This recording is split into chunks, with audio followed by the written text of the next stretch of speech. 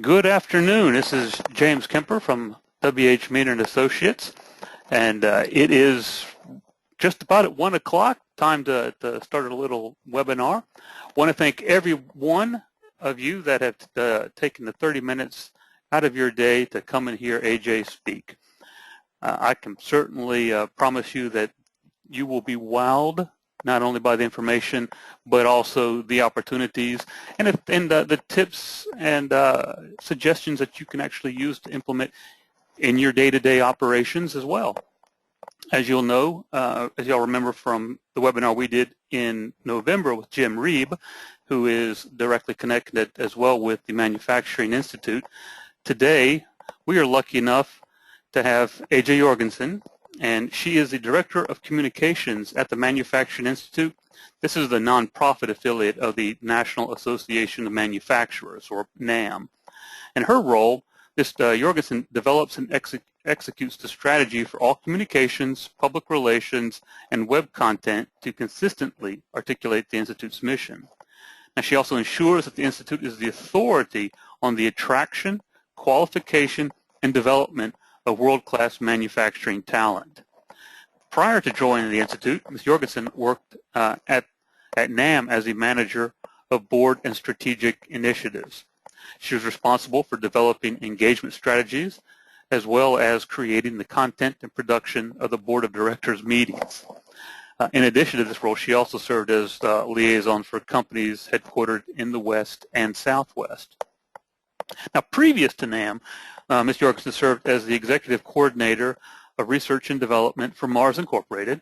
She worked directly with the technology committee, the science leadership team, and the chocolate supply leadership team.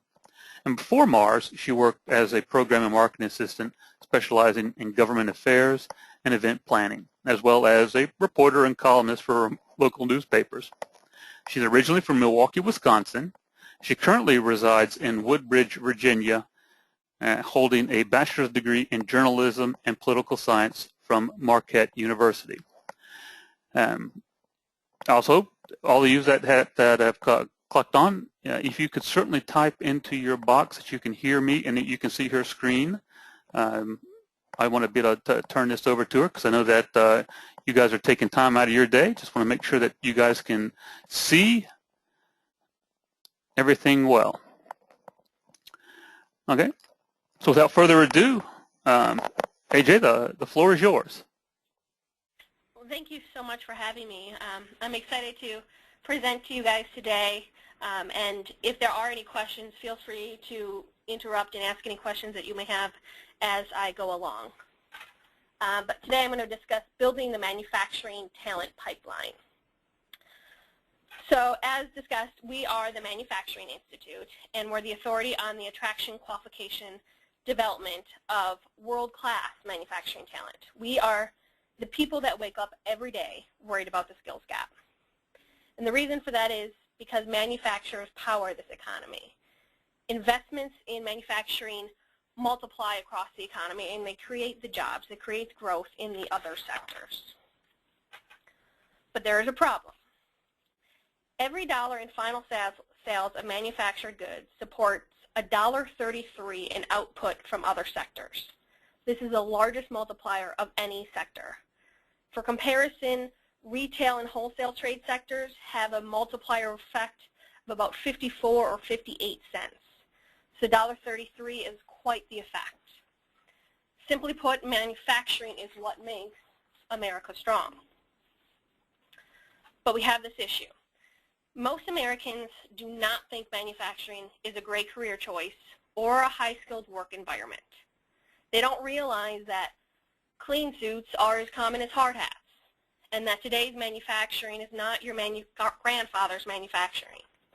One of the things I often talk about is the 3 Ps, as I like to call them. That's product innovation, process innovation, and people innovation. American public understands how important manufacturing is to our country. When given the choice of selecting any industry to create 1,000 jobs in their own community, manufacturing is the #1 choice. And yet, as you can see on the slide, only 3 out of 10 parents would actually encourage their kid to be that manufacturer they want in their community. Everybody thinks manufacturing is important, just not for my family and not for my kids. The workers that do make it through, they get stuck in an education system without that technology focus. We're about to release our updated report with Deloitte. Many of you might know the Manufacturing Institute and Deloitte in 2011 did a skills gap report and found that 600,000 jobs were unfilled due to the skills gap. Our current study, which should be released any day, indicates the same crisis. 84% of executives agree there is a talent shortage. Still, 6 out of 10 positions also remain unfilled due to this talent shortage. This is a clear indicator that there's not enough skilled workers in manufacturing to fill these positions. Take, for example, that executives reported that it's an average of 94 days to recruit employees and 70 days to recruit skilled production workers. Facing these numbers, it's no shock that manufacturers found the most significant business impact is the talent shortage. They can't meet their customer demand. But here's where it's startling. Over the next decade, nearly 3.5 million manufacturing jobs are likely needed to be filled. And the skills gap is going to result in 2 million of those jobs being unfilled. There's 2 major contributing factors to this widening gap. One is the baby boomer retirements, and the second is the economic expansion. We are coming out of the recession. In addition to these retirements and expansion, there's other factors, including the loss of embedded knowledge as experienced workers move on. There's the negative image of manufacturing industry amongst the younger generation. There's the lack of STEM education and skilled workers. There's the gradual decline of STEM in high schools. So the Manufacturing Institute and Deloitte have also conducted a public perception report. So over the past 6 years, we provided data and analysis that can be used to guide strategies for overcoming this perception. Manufacturing, as I said, remains strong. It remains among the most important industry in terms of helping maintain a strong national economy and receive the most support for job creation at a community level. AJ, 1 second. It seems that the slides have frozen. They're not changing. Okay. Can you... The perception issues right now on the screen? I see the perception issues, yes. Okay, that's the slide. I can go back and show you. I can send out the deck so that everybody can see it. It's all statistics that are coming from the 2015 Skills Gap and Public Perception Report. Okay. I'm happy to send that out. I apologize for the technological error. Not a problem. Okay, let's see. I'm getting into that. All right, now we can see that and see the new screens. Great, great. Folks, one of the perils of modern technology. AJ, back to you. Okay. So let's see. One of the things that is important is not only a more strategic approach to developing a strong U.S. manufacturing base, but that 82% of Americans believe the U.S. should further invest in the manufacturing industry. Let's see if I can go to the next one. Okay, I hope that changed. Let me know if the slide did not just change right there.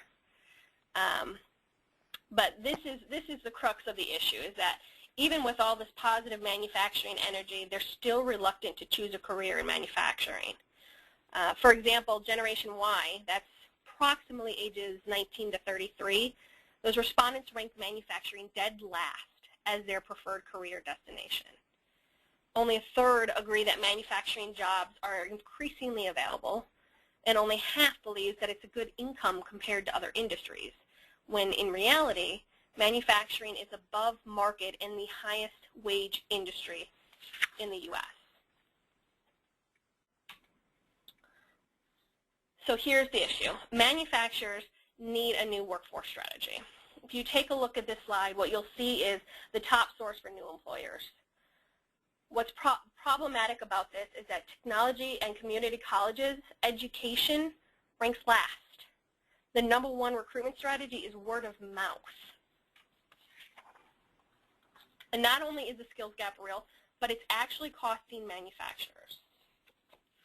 In a report that we did with Accenture, we found out that over 75% of companies noted that the lack of skilled workers is affecting their business through cycle time, downtime, and overtime. You add in those numbers together and you get an 11% potential earnings lost. So in an effort to be more cost effective, throughout the generations, manufacturers have streamlined their training. You can see that $3,000 per new employee on training and $1,000 per current employee on new training. That being said, they are still investing in training. It's just, are they investing in the right training if community and technical colleges rank last on where they go?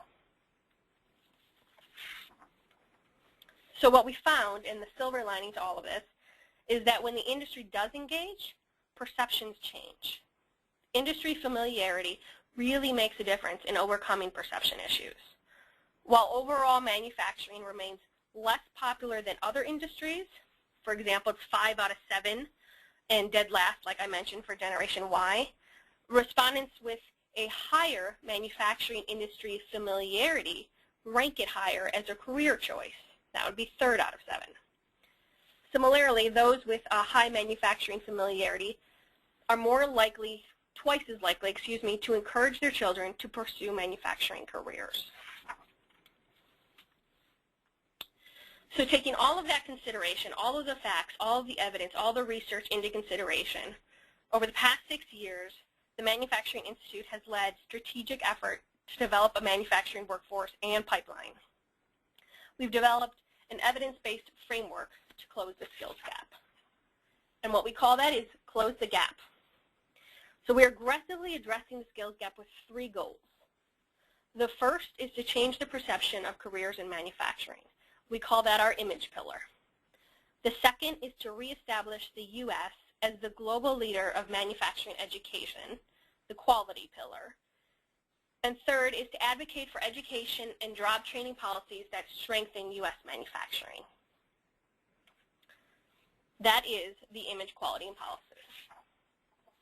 So the first goal is changing the perception. And as employers, we really have to join forces and stop the blame game. We need to engage with our supply chain, and that starts with a perception of manufacturing. That can be broken down by 3 groups, and that's youth, women, and military. So the first and the easiest step that a manufacturer can take is to celebrate manufacturing. Open our doors, invite others in. Last year, over 1,600 organizations opened their doors and invited policy leaders, educators, students, parents into manufacturing facilities across the country on National Manufacturing Day. National Manufacturing Day is the first Friday of every October. It's also a day that you can pick. This year, we're extending it, so it's not just if the first Friday of October doesn't work for you, pick a day, any day. Register it on mfgday.com and help spread that message. This last year, even President Obama was in Indiana to celebrate Manufacturing Day. If for some reason you can't host a plant tour for safety issues, Alcoa and Discovery Education hosted an online virtual tour, and they reached over 100,000 students in a single day. You can imagine what happens when we grow this number, 350,000 students, parents, and teachers on one single day. We've seen an 800% increase in participation, and Manufacturing Day has only been around for 3 years at this point. Manufacturing Day is going to be the first step to increase the familiarity with your company and the industry in your own community. The second step is Dream It, Do It. Dream It, Do It is a network of 34 organizations across the U.S. that are on the ground. This is the grassroots campaign to get youth engaged in manufacturing in your community. They host things such as rotational internships and mentorships, robotic competitions, video competitions. This is where you go into a classroom and you speak to a group of 8th grade students about the great careers that your company is offering and what the manufacturing industry can do for them. And you can see the reach. In just a year, you're talking 365,000 students, 27,000 parents, and 40,000 educators. But that's the youth. We also need to diversify the pipeline.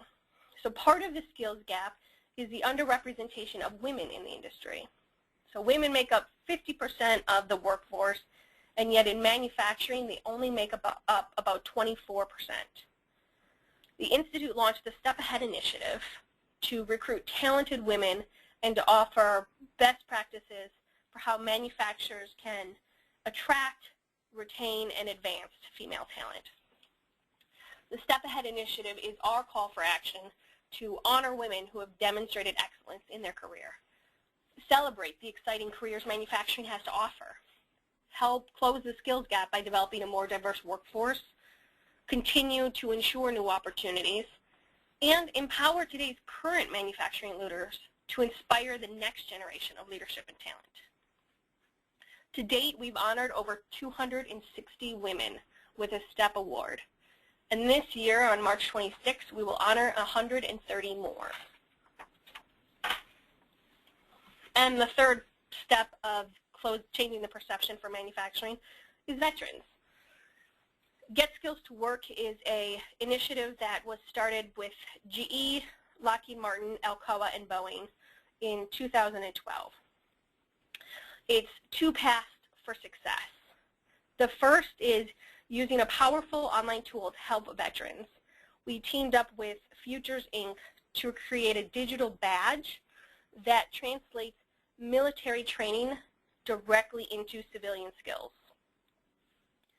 If they do not yet have that training, the second path is for veterans to acquire the new skills to prepare for those advanced manufacturing jobs. Get Skills to Work is partnered with over 65 community colleges, technical colleges, to create a fast-track certification program. And again, you can see the numbers. They're very impressive when you're talking about actual people really being hired and getting real jobs, and over 15,000 from the coalition in the past 2 years. So here's the deal. What can you do? So the first thing is to tell your story. So whether that be Manufacturing Day or Dream It, Do It, women, veterans, whatever your choice. But present your career opportunities to students, parents, teachers. You can do this in person. You can do this via your local media. I know, as you mentioned earlier, Jim Reeb just gave a webinar in November, and he's a great example of how a manufacturer is getting on the ground to spread his message. The second is to form meaningful long-term partnerships with schools. I can't emphasize enough the importance of developing a relationship with a school at all levels, K through 16, holding open houses, sponsoring students, giving teachers externships, really getting engaged in your local school. For educators and community leaders, you can also see examples of things that you can do to help spread the message. But I believe this webinar is mostly manufacturers, so I'll focus there.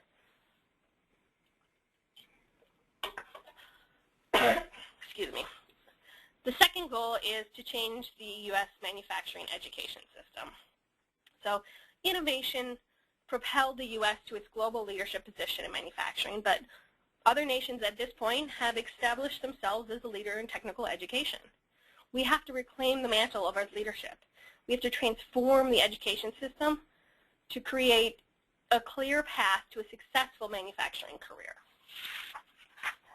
We are doing that through what we call the skills certification system.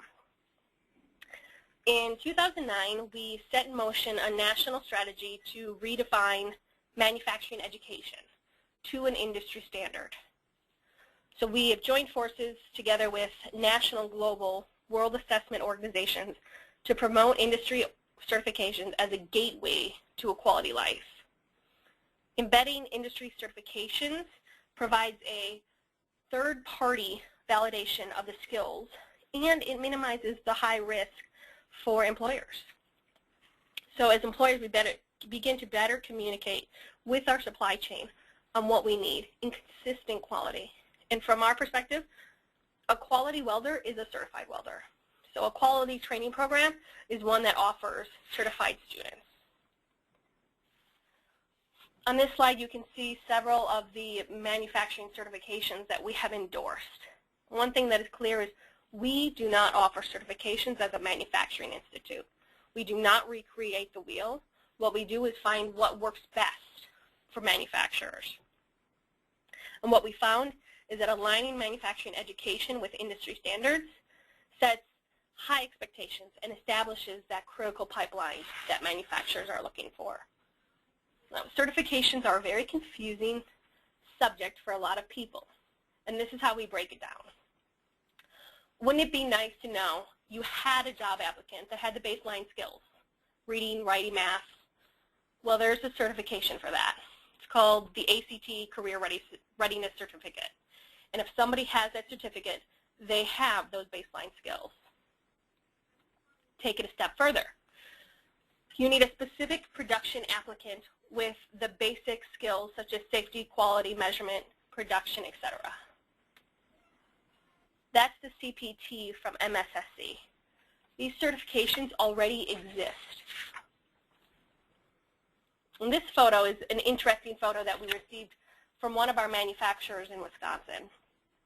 It's a photo of a weld from a student that completed a training course, and there was no certification at the end of the class. So for those of you unfamiliar with welding, this is a bad weld. The student would not have passed the American Welding Society to earn a certificate, and that's why certificates matter. For employers, it's basing hiring practices on a clear standard. For job seekers, it's a clear message to employers to get that entry-level job. And for educators, it's teaching not just to an academic standard, but to an industry standard. Now, we've seen a lot of ground in credentials over the past 3 years. Over 90% of companies really believe that certifications have made a difference in their skills. And when they use certifications, if you recall at the beginning of the presentation, word of mouth was the #1 way to recruit. Once manufacturers start using certifications, they start going to their community and technical college in order to start recruiting the next workforce.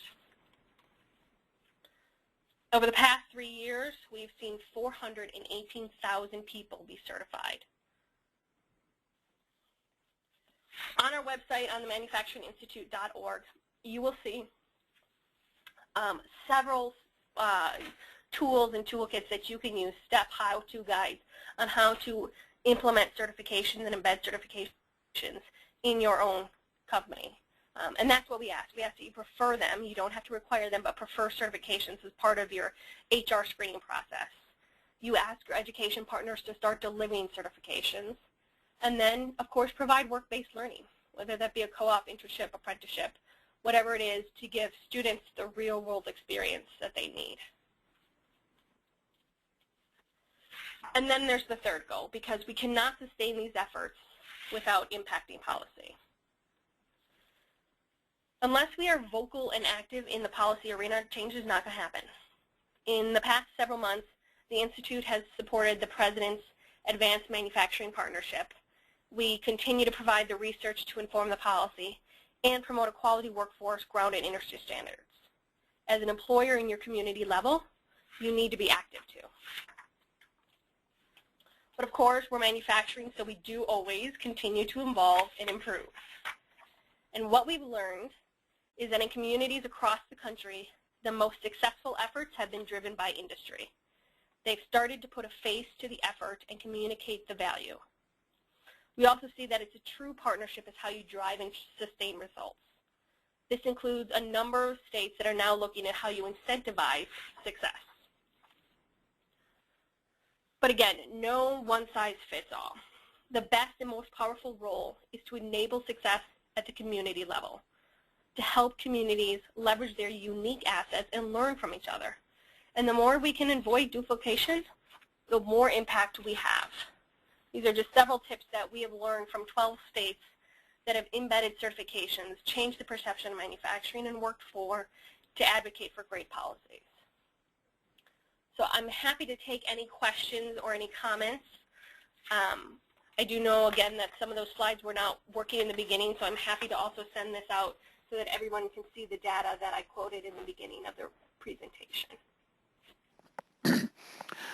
AJ, thank you very much. That is great stuff. We did get one question from one of our participants, Harry Moser. He did ask that he was surprised that NIMS was not listed on the page of credentials. I was wondering if you could speak to that. NIMS is one of our certifications. I thought it was on there, but yes, NIMS is absolutely one of our, oh, it should be on there. The image is a little bit blown, but yes, absolutely, NIMS is one of the certifications we have promoted. Okay. And folks, this is your chance. Any questions you have there in the question box, or I could just type it in there.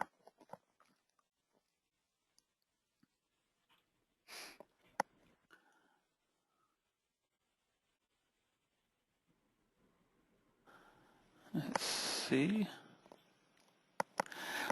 Now, AJ, you had spoken about the Manufacturing Day, which is the first Friday of every October. Has that? How long has that been going on, and what are successes that you've seen? So it has been going on for 3 years. October 2015 will be its 4th year. The first year we saw about 250 participants in Manufacturing Day. The year after we saw 800, and this last year we saw over 1,600. The growth has been substantial, including the participation. And the success that we've seen is the familiarity aspect. So, for example, one student in Kansas, his name is Micah, 2 years ago attended a Manufacturing Day event, and this last year, he actually led the Manufacturing Day tour for the company that he visited. And that's the kind of success that we really want to see on the ground, is moving it to action. Excellent. Let's see. Once again, you got the question and comment box. Don't hesitate to pop something in there. Also on the certifications, you had listed information regarding attracting veterans, particularly, because that's been a big hot button topic for several years. And on the transition from military training to civilian, when was that program begun? How far along are you guys in on that implementation, and what successes have you seen thus far? Yep, so the work was founded in 2012, and so far the goals that were set forth in 2012 were to reach 100,000 veterans and hire 15,000 veterans. We've exceeded both of those goals at this point, about almost a year early. The key to veterans, and the reason they're such a great fit for our workforce, is because they have the soft skills that we need. They have the teamwork, integrity, they show up on time, they're hardworking. And once you have those soft skills, companies are able to train to their specific company standard. They just need somebody in there with those skill sets in the front door. And also on one of the slides you had shown activity in 34 states. What are the plans on expanding into the remaining? Or are these 34 ones that have a higher manufacturing percentage than the rest of the nation? It's both. So the first 34 states are definitely the manufacturing focus states. However, we are continuing to grow. So we added 7 states to the Dream It Do It network just last year. We'll be adding another state in the next 2 weeks. That would be Idaho and Washington. We continue to grow, but what's the key to all of success is the on-the-ground engagement.